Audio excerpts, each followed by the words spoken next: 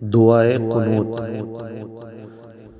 اللهم إنا نستعينك ونستغفرك ونؤمن بك ونتوكل عليك ونثني عليك الخير ونشكرك ولا نكفرك ونخلع ونترك من يفجرك.